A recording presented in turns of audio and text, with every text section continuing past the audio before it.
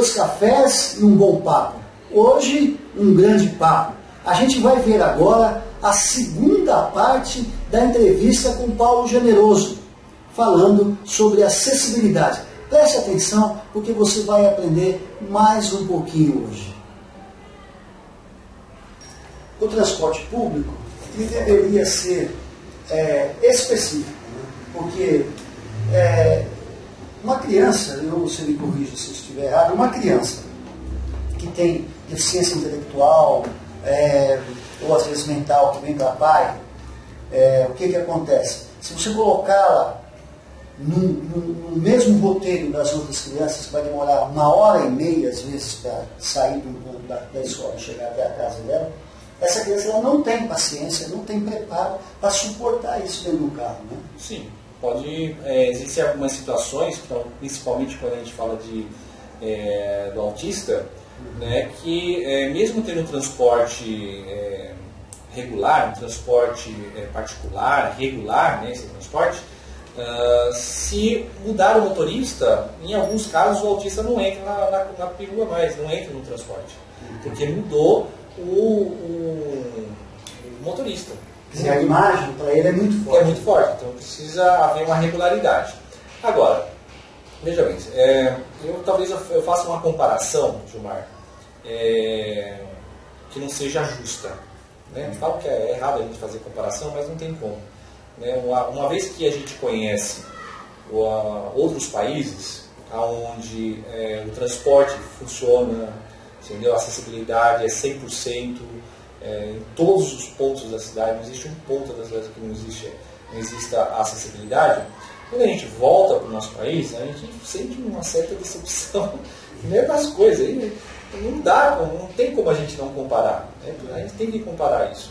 Então, às vezes eu tive a oportunidade de viajar para outros países, aonde eu sozinho eu andava pela cidade inteira, sem precisar da ajuda de ninguém. Você está entendendo? Porque se eu chegasse no local e tem escada, né, a orientação é olhe para o lado, ou para o lado direito ou para o lado esquerdo. Ou você vai ver uma rampa acessível, ou você vai ver um elevador, uma plataforma, alguma coisa. Isso dentro de parques, nas calçadas normais, comuns, prédios comerciais, em todo lugar. Em todo lugar. Não existe lugar que não tenha acessibilidade. E aí, não adianta você falar para mim, mas existem prédios que são tombados pela Unesco, né, são prédios históricos, não pode mexer, não pode fazer reforma, não pode fazer nada com o prédio. Mas se o prédio está lá, não pode fazer reforma, não pode fazer nada, me perdoem os defensores, mas então esse prédio vai cair. Como vai acontecer no Rio de Janeiro. Né? No Rio de Janeiro, se você for ali no centro do Rio, onde tem a biblioteca portuguesa ali, né, você deve conhecer. Né? Tem umas igrejas antigas ali. Uma vez que eu estava lá, tinha um pé de manga, sei lá, crescendo no telhado da igreja. Sei lá, uma árvore crescendo no telhado da igreja. Ou seja, aquilo lá vai derrubar a igreja. Não existe uma preservação. Ora, se existe a preservação, é possível fazer acessibilidade. Né? Fazer a readaptação. Readaptação. Porque eu estive em prédios na Europa, por exemplo, que são mais antigos que o próprio Brasil. Tá? São mais antigos que o Brasil. Os prédios. Exato, alguns. E eu fui da masmorra do prédio, do porão, ao sótão do prédio. Entendeu? Sem dificuldade nenhuma. E detalhe, eu não precisei da ajuda de ninguém para fazer isso. Você está entendendo? Isso é acessibilidade. E não destruir o prédio. Aí você vai em Santos, eu posso citar nomes, né? Aí você vai em Santos, aí você vai frequentar, você vai visitar o Museu da Pesca. Você conhece lá o Museu da Pesca? Não. Conhece? Vai visitar o Museu da Pesca. Eu fui, mas não consegui visitar. Aí você chega no Museu da Pesca, que deve ter lá uns 300 anos de idade, sei lá, se for muito isso, acho que nem é isso. Eu não consigo entrar. Você vai com a vara e não consegue pescar. Não consegue pescar. Você está me entendendo? Então, não é um pouco de hipocrisia, sei lá, das pessoas falarem de conservação, mas não pode fazer acessibilidade, não sei o quê. Eu acho que, se você construiu, tem que ser acessível para todo mundo. Agora eu queria mudar um pouco o eixo, a gente ser um pouco mais breve, porque o tempo papo é tão bom, o tempo passa. Né? Eu falo pra caramba. Mas tem conteúdo, né? A questão do emprego, da acessibilidade ao emprego. Né? Por quê? Porque a gente ouve sempre assim, a gente tem as vagas, que existe a lei, que a partir de um determinado número de empregados e funcionários, você tem uma porcentagem, eu não vou citar porque eu não me lembro agora. Sim. Você tem que ter tantas X vagas. 2 a 5%. De 2 a 5% para acima de 100 empregados. 100 empregados. E as empresas, mas nós temos a vaga, mas não conseguimos ninguém.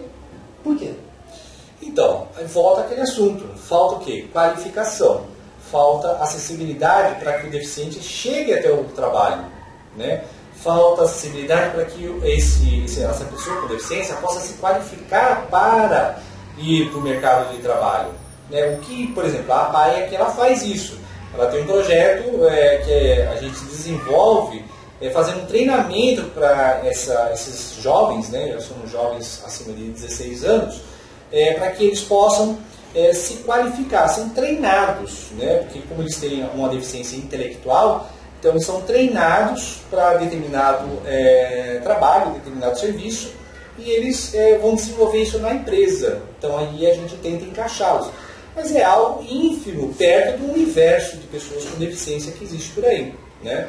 Mas o grande problema, e eu testei isso, né, as vias de transporte, né, dentro do município aqui de Cotia, e eu percebi que é impossível.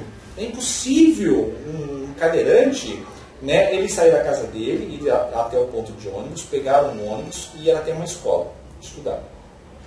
Ele vai se formar, se ele conseguir. Ele saindo da escola, ele precisa do ônibus também para ir até o emprego, até o trabalho que ele vai arrumar. A empresa, ela quer contratar, mas como é que ela vai contratar se você não consegue chegar na empresa?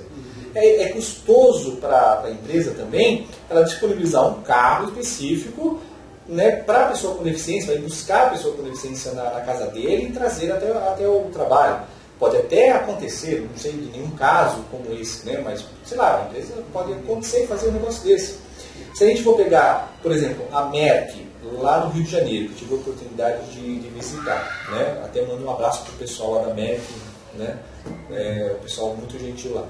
E eu tive a oportunidade de visitá-los, e o projeto deles é fantástico, entendeu? Eles ficam em Jacarepaguá. E o que acontece? Em volta, né, existe toda uma dificuldade social. Eles perceberam a dificuldade social e foram visitar as famílias que estavam lá em volta. Eles levantaram que o maior problema que eles tinham lá era a deficiência auditiva. Pessoas surdas.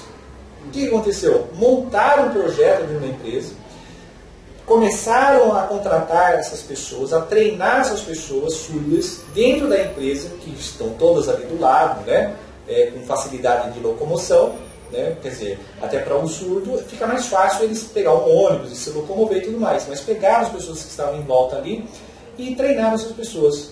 Aí lá tem unidades, né, células, né, prédios dentro da empresa, e eles falaram que até existe uma brincadeira, né, lá que todo mundo agora fala Libras lá. Então, às vezes, eles ficam de uma vidraça a outra, um falando Libras com o outro, sem precisar usar interfone, essas coisas todas. Então, virou uma coisa bacana, uma coisa descontraída. Você está entendendo? Então, tem jeito, mas precisa do transporte. Precisa de educação. E precisa a empresa, né?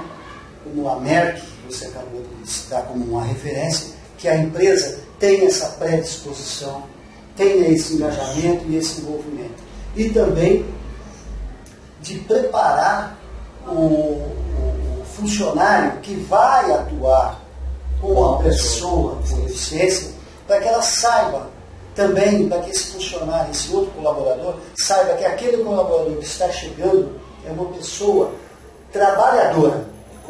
É comum, ela é como qualquer outra.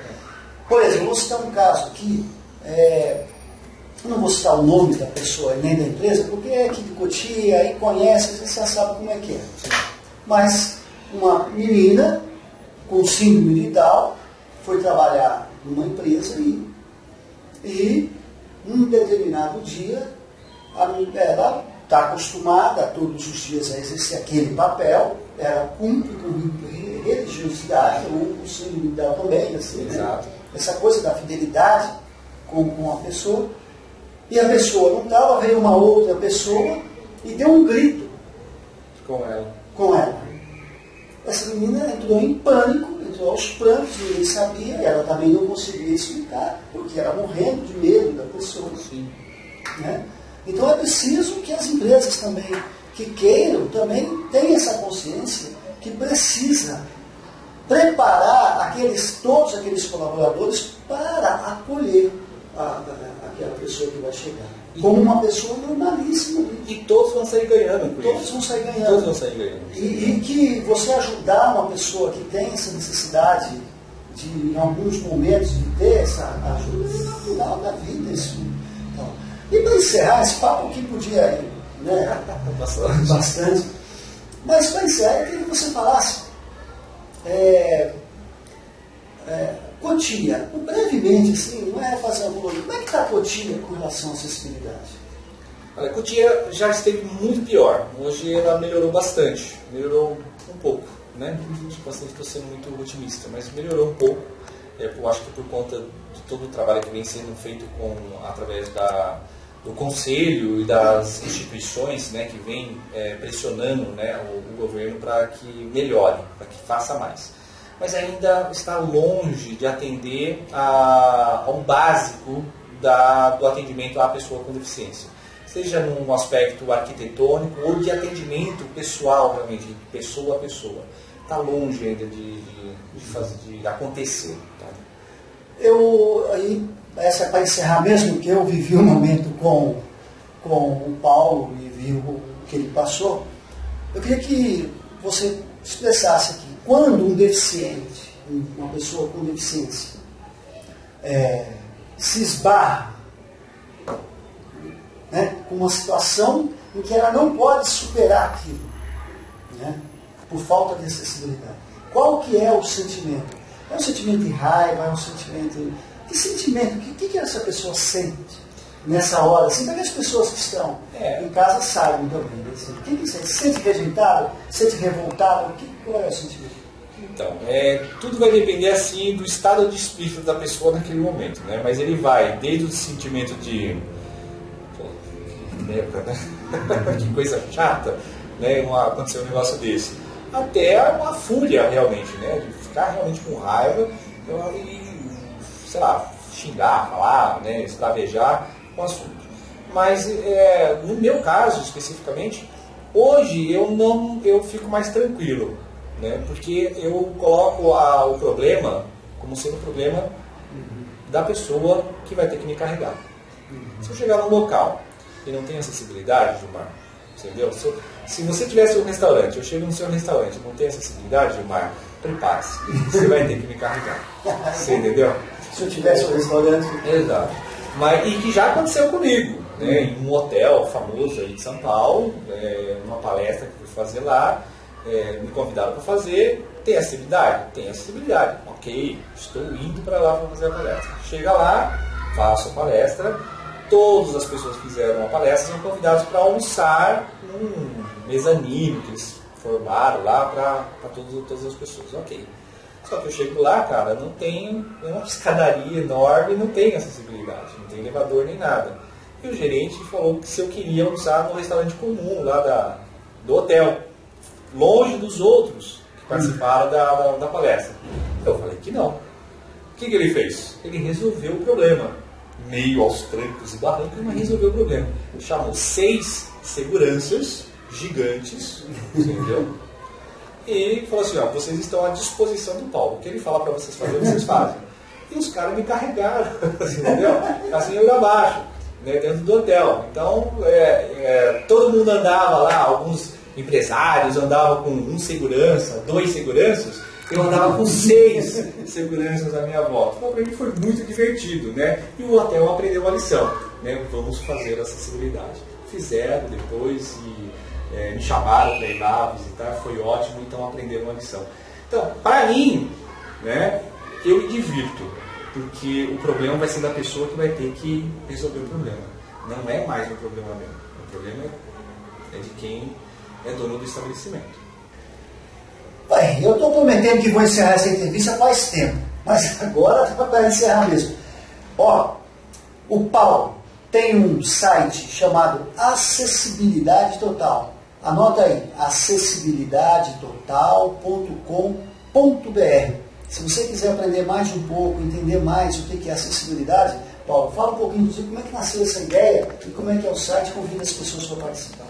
Então, Gilmar, esse site ele surgiu com a ideia de 3 pessoas, 4 pessoas, há uns 2 anos atrás, mais ou menos. E no começo era só para fazer alguns artigos, colocar algumas matérias referente a pessoa com deficiência. Só que a coisa vai crescendo, vai tomando outras proporções. Hoje nós temos uma parceria, inclusive, com a Fundação Ronald McDonald, do Rio de Janeiro, onde a gente troca informações, inclusive sobre esse assunto da pessoa com deficiência, e eles têm, dentro dessa fundação também, eles fazem esse tipo de trabalho. E temos várias pessoas que escrevem para nós, mandam artigos, notícias, nós temos várias ferramentas dentro do site, e alguns produtos também, porque aí tem que fazer o site sobreviver. Entra lá, dá uma olhada, mandem e-mails para nós, vocês vão gostar do produto, é bem legal. Bem, vamos encerrando então por aqui essa entrevista tão bacana, tão legal. Espero que você tenha gostado nas 2 partes em que apresentamos. E eu quero aproveitar esse momento para dizer para todo mundo que o Cotia Todo Dia vai ter uma grande novidade sobre acessibilidade. Você não vai perder por esperar. Uma grande novidade mesmo que o Cotia Todo Dia vai apresentar a partir do ano que vem, ou talvez a partir já de dezembro. Tá bom?